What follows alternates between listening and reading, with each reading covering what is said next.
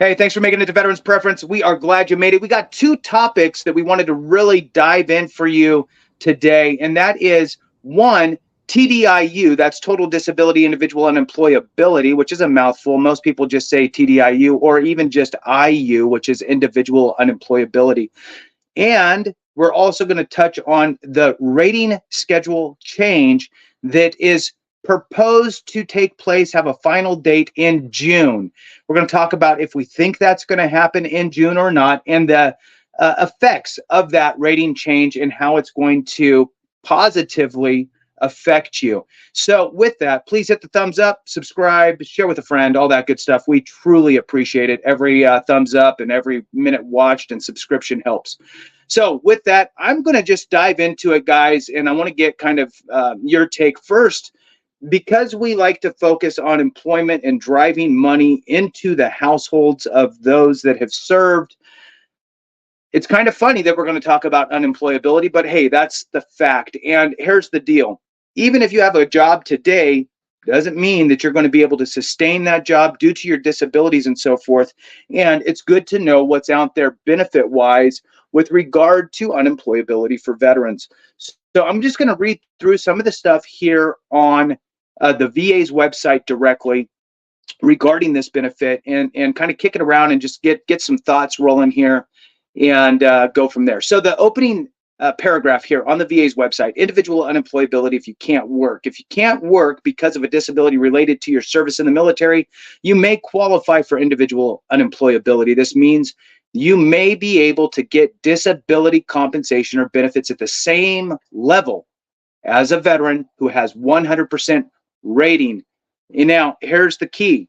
We're talking about you're rated less than 100% currently, you can't work due to a disability, and the VA acknowledges that, pays you out at 100%. 100% with a veteran, a spouse, and a dependent child is about $4,100 tax-free per month. So just opening that up in that realm, that benefit just like that, before we get into qualifiers, what are your thoughts on that, Randy? I'd love to hear you. Well, just because you're not rated at 100% does not mean that you aren't experiencing difficulties in the civilian workforce. There could be mental health issues. There could be physical issues. There's a number of issues that do not get you to 100%, but are essentially 100% preventing you from maintaining gainful employment. So I think this is a useful benefit. I think that there are a number of veterans out there that are not taking advantage of it. And we can see that through veterans' unemployment rates. Sometimes are a little better than the national average. Sometimes are a little worse than the national average. But over the long haul, veterans tend to have higher underemployment and unemployment rates. Why is that? Well, part of it is, their service-connected disabilities are preventing them from performing in a way that competes with their peers. And, they lose their job, or they just kind of, decide that, they can't be there anymore because it's just too much. So this is a backstop. You may not have got to 100% based off of VA's funny math with the various disabilities and service-connected issues that you have from while you are on active duty, but you can't perform like you should in a job in the civilian world. So I think it's a good benefit. I think you guys need to take a look at the VA's website, go through the information, and maybe it applies to you. Chris, would love to hear your thoughts on this. Yeah, look, guys. I mean, either you is or you ain't. Either you're gainfully employed and you're leveraging all of the capabilities and talents that you have, or you're not. And if you're not, and it's related to your service, again, we're just trying to build awareness. We need you to take action. And so, if it takes getting to a vet center, if it takes getting to a counselor to look at your rating, we need you to take action. This is why you worked and served and protected freedom. It is a continuum. There will be times of employment and unemployment. And as a veteran, you have access to resources that regular civilians don't. So our We're just trying to get you to be aware and take advantage of them. And so it's going to require you to take action. And the fact that you're sitting here listening to us, that is action indeed. But now we're going to talk about more information and more next steps for you. Yeah, absolutely. One of the things that you mentioned, Chris, was working with the right person to help you get the benefit that you deserve. And I'm going to throw out there, an accredited representative is the right way to go. A VA accredited representative or veteran service officer, what have you, somebody accredited with the VA is the right way to go when filing for more complex benefits, for sure. Now, a couple things that I do want to throw out is there's no age discrimination in this program, right? You could be 83 years old and you know what? Finally, my service connected conditions have now caught up with me where I just can't hold down a steady job. Another one out there, misconception or a myth, is you can't earn any income. And that's simply not true. You can earn income, you just can't earn substantially gainful employment income, which means you can have some odd jobs, pick up a little bit here, pick up a little bit there, do an Uber drive here or that, whatever, right? So it just can't be like, I have a 8 to 5, job and I'm going and working. So, and that's kind of spelled out here. The VA is pretty good at making you read in between the lines a little bit, but they do a pretty good job in this next section that I'm going to cover here. And then I want to get your guys' thoughts as well. So it goes on to say here, am I eligible for this benefit from the VA? You may be eligible for individual unemployability. If you meet the requirements here, this must be true. You can't hold down a steady job that supports you financially, known as substantially gainful employment, because of your service-connected disability. So key, it has to be because of your service-connected disability, not because you got in a car wreck 30 years after your time in service and have some sort of an issue from that, okay? It has to be service-connected disability as the cause of your inability to hold down gainful employment. It goes on to say, and this is my favorite part, odd jobs, right? Odd jobs. And then they have in parentheses, marginal employment. Don't count. So you can have that. Okay, you can have odd jobs and marginal employment. So if you're whatever, I'm going to have horrible examples because that's what I'm good at. You could be a handyman and do little odd jobs here and there. Sporadically, they come through, right? But you have PTSD, you can never work for somebody and you're not squared away enough in order to have your like a full-fledged, full-time running business. So you just pick up odd jobs here and there, small things, landscaping, handyman stuff, whatever, right? So maybe it's a mental health thing where you're physically okay, but you don't really get along, point me to the right thing, leave me alone, I'll do the job, and then I'm just going to disappear, right? After I get paid. So the next part here is one of these must be true. And really, the VA's lying here a little bit. They should have said one of three of these must be true, but they say two, but then they throw in a third. So I want to make it clear that there are three potential qualifiers for TDIU, and it has to do with your service-connected disabilities, okay? One way is you have at least one service-connected disability that's rated at 60%. So you can just have one condition that's 60% and that's it. Or you can have whatever, 5 10s and a 60%. But one of your conditions must be 60% rated. That will open the doorway to TDIU. The next is you can have 2 or more service-connected disabilities with at least one of them rated at 40% disabling with a combined rating of 70%. So it's kind of, it's a lot to digest in that sense. You have to be at least a 70% rated veteran, and one of your conditions must be at least 40%. So that's why they say the 2 or more, because they're saying one of them must be 40%, which means that you would have 2 at least to make it to the 70% mark. So you have to at least be 70% with one rating at 40%. Well, what if you have the third situation here? You have a bunch of 30% ratings, right? And some 10s, and you're not at 100%, but those conditions are really jacking you up, right? Well, it says here, in certain cases, for example, if you need to be in the hospital often, you may qualify at a lower disability rating. So they're not binding you to the one rating at 60 or one rating at 40 with an overall at 70. They're opening it up to have a little bit of wiggle room in there depending on your specific situation. So if you truly can't work because of your service connected condition, because of whatever, spell that out, work with an accredited rep to get that filed. I'd love to hear your guys' thoughts on those different tracks and the fact that you can earn income while you're on this TDIU. Randy. Well, the VA never makes things crystal clear, do they? They do have these different criteria that you need to meet, and I think that most people, if you are considering IU, would probably be in one of those first two buckets, right? The 60% or the combined 70%. I can understand that. The third is kind of a catch-all, but I want to read something that comes from the VA's website here that I think kind of ties all this together. IU is for individuals that cannot be substantially and gainfully employed. So what does that mean? Substantial gainful employment is simply full-time employment that provides a wage greater than the poverty level.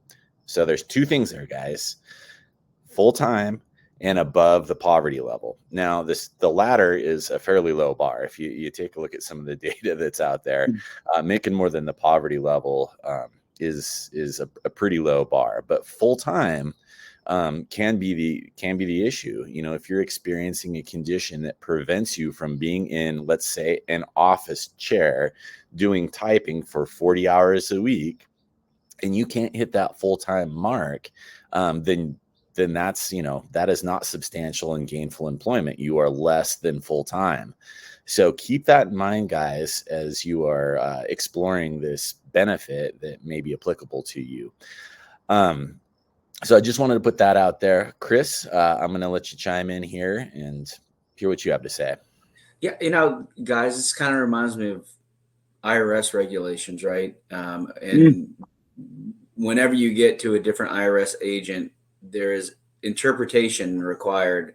And that interpretation can be so different depending upon who you speak to. I would assume that there's, I'm actually appreciative of some wiggle room because not every individual person's situation is the same, but then that does lead to more ambiguity and probably a little bit less getting caught in the circle of frustration. Can either of you guys shed a little bit of light on my thoughts right there? Yeah, there is a lot of ambiguity in this, and it can be frustrating. Let me give you an example here, Chris, and I'm going to read it just straight from the VA's website and tell you why I think that this is, probably a bit, ambiguous for a lot of veterans out there. Quote, for instance, if a veteran has been trained to drive a truck but can't work because of a service-connected back or stomach condition, he or she may qualify for IU, end quote. So the implication there is that you have been trained for a specific profession. In this case, that the VA themselves use is driving a truck. Let's say that's CDL, and you need to be out on the road, moving a lot of iron down the freeway, and you just can't do it because your back is screwed up. Well, there could be the argument that, well, why don't you get a job that doesn't require you to drive, do something else? But what they're saying here is you've been trained to drive a truck. That is your profession of choice. You can't do it because of what happened to you in the military. You may qualify for IU. So I don't want our viewers to lose sight of that.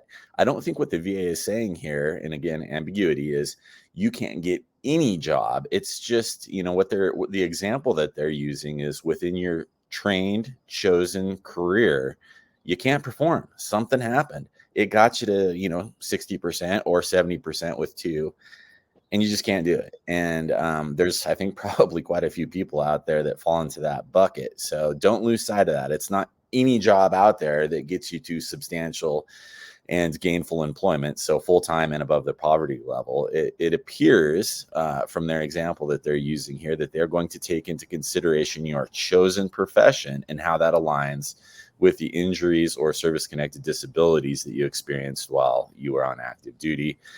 Jason, that was a mouthful from me, so I'll throw it over to you to get your read on that.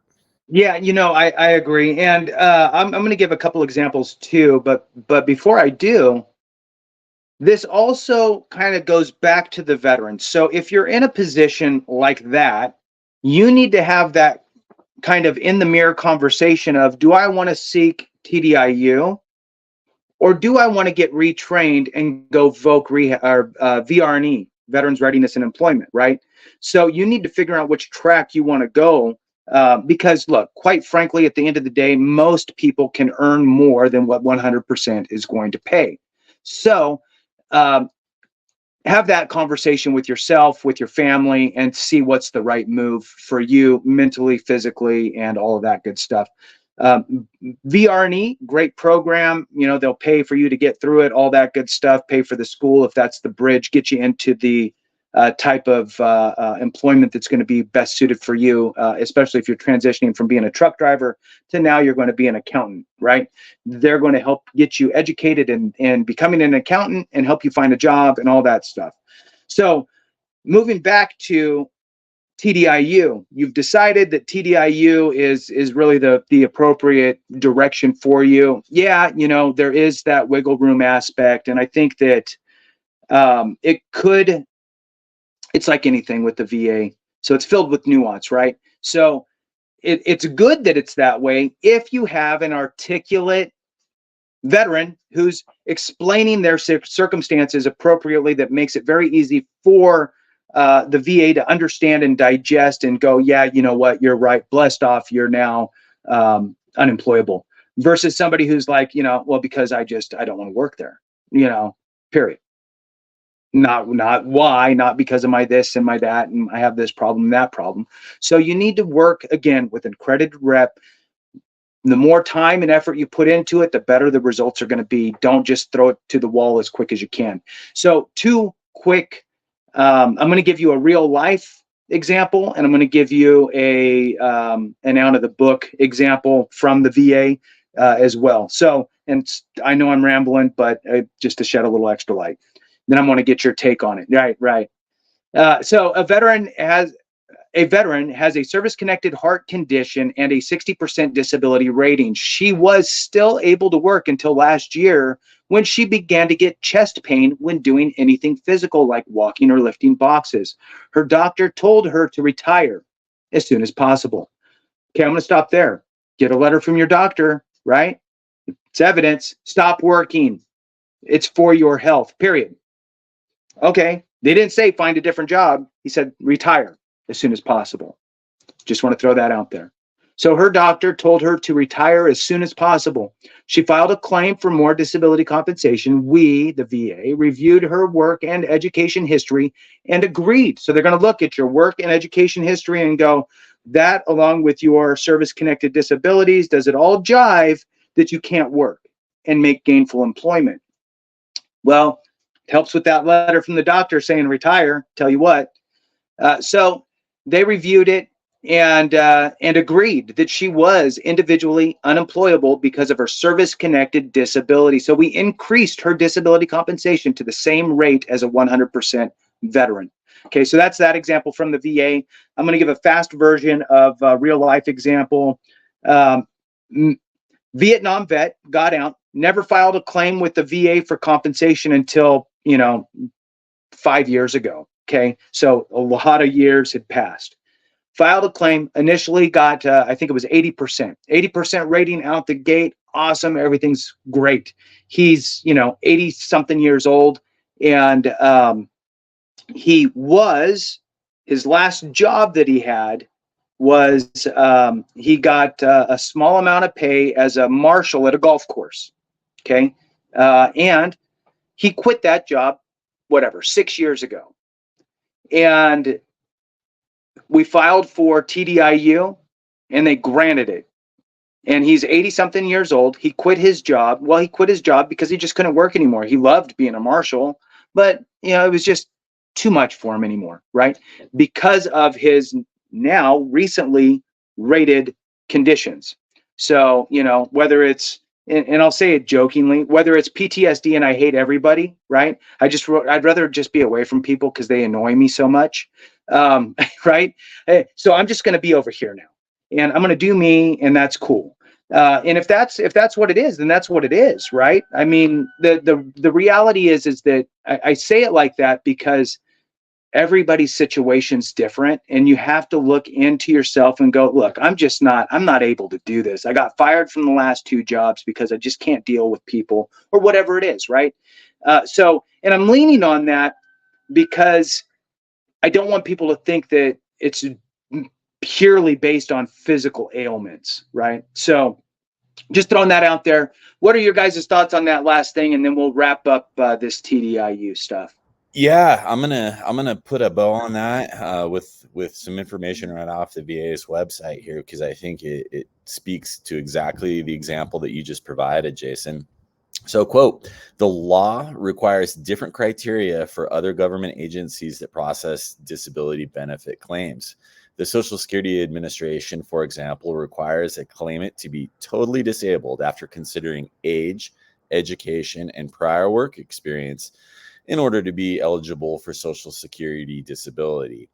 VA only considers service-connected disabilities when considering entitlement to IU, and those disabilities must be the reason the veteran can no longer be gainfully employed.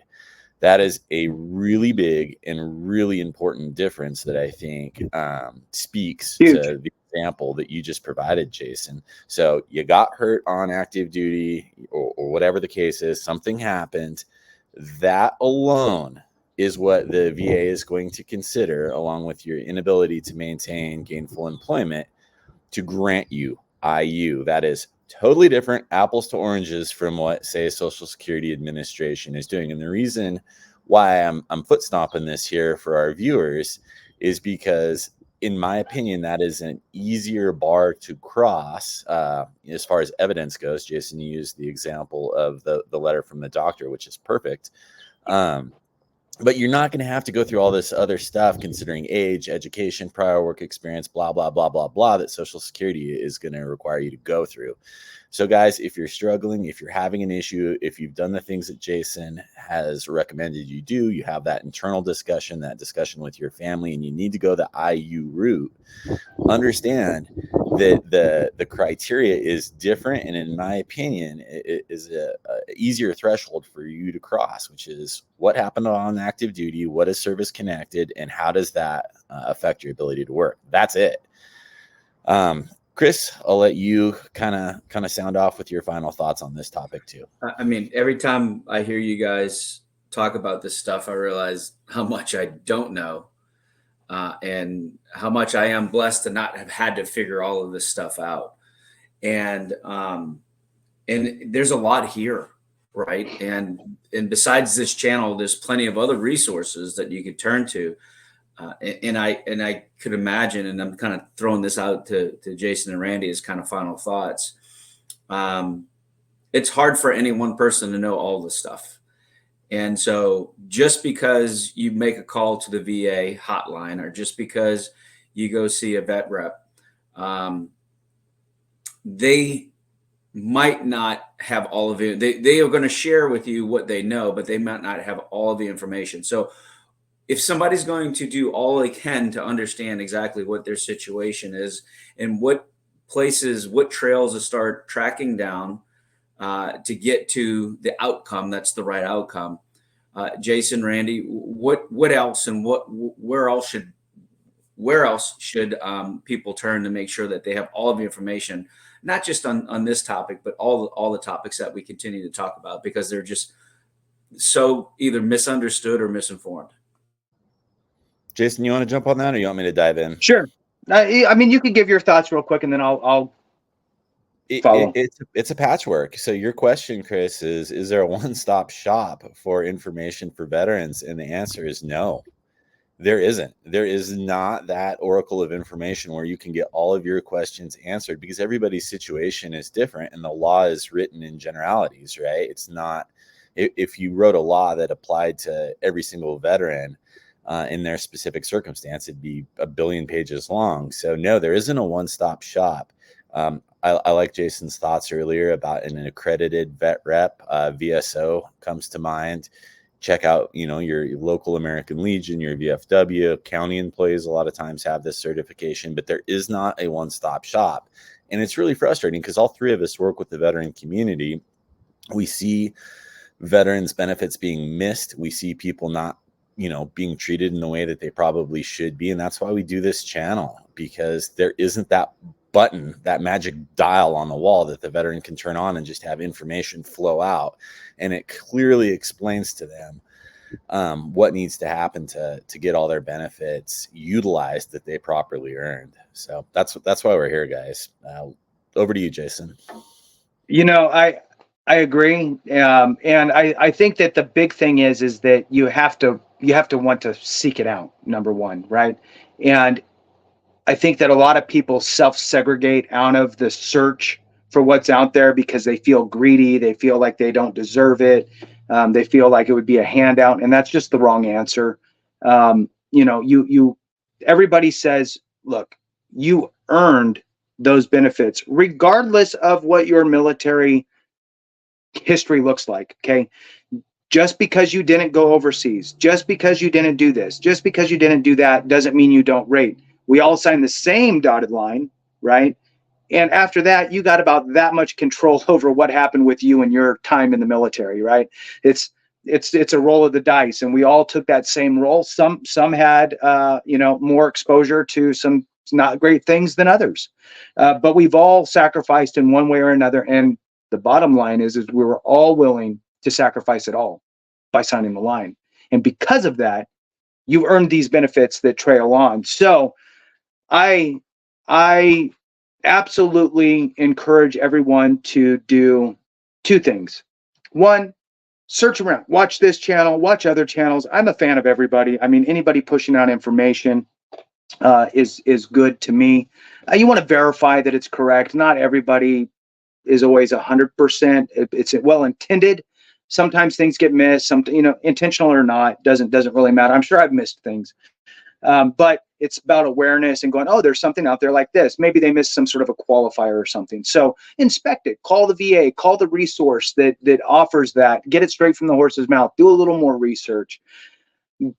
One of the things that I mention to folks is, look, if you haven't ever been, or it's been many, many, many years since you've went to, say, a county veteran service officer or accredited veteran rep, call. Set up an appointment. When they ask you what it's for, I just want to do like a benefits checkup, make sure that I'm getting everything I should be getting and where I should be with all this stuff. The nice thing about the local, in your backyard type of accredited rep is they'll typically know what sort of things might be happening in your county, what might be happening in your state, and then obviously the federal level. So there's different levels of benefits coming from different directions. And so that's always good.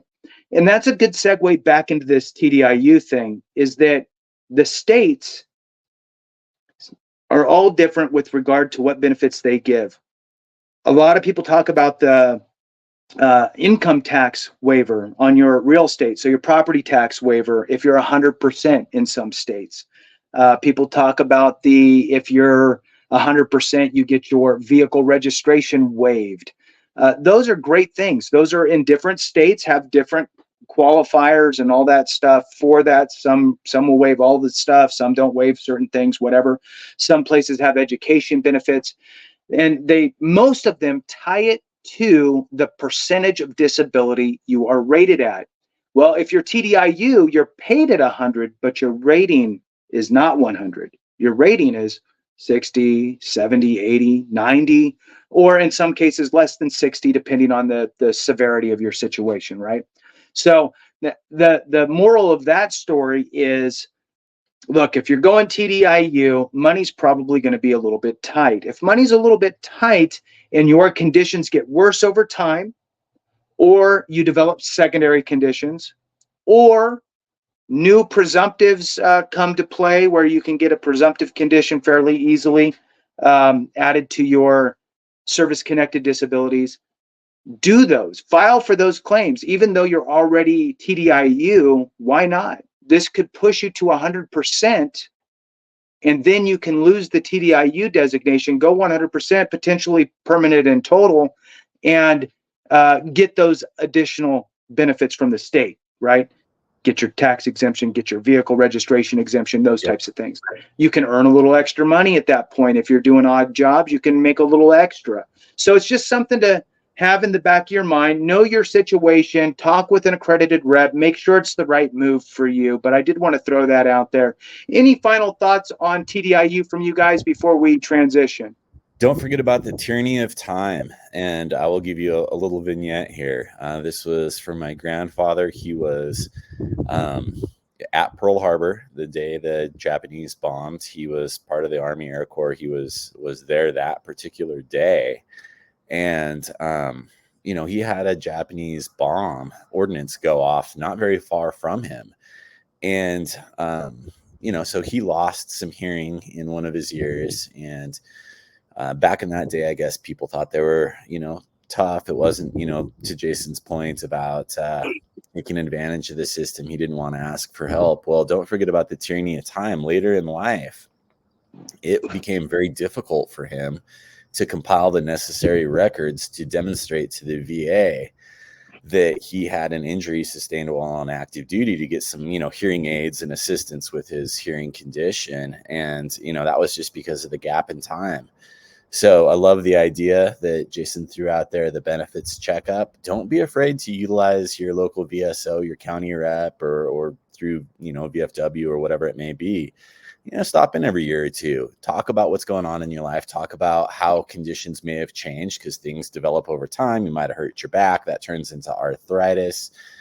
Now you got a whole nother, issue going on. So don't be afraid to use those services. I know that oftentimes as veterans, we're afraid to use benefits because it just seems like, we're taking advantage of a system or whatnot, but that is the wrong answer. We have earned these benefits and they are being, by every statistic you can look up that's on the web, these benefits are being underutilized to the veteran community's detriment. So that's my final thought on this. Chris, to you for your final thought. Guys, thank you. Thank you for sharing your wisdom and your knowledge. And, I just learn more things every single time we do this. And the cross sections of all of these different things, as confusing as any one topic is, the cross sections are even that much more challenging. And, so it's, there's no way that we could over speak or over talk about these topics. So appreciate you sharing and being willing to share your personal stories too.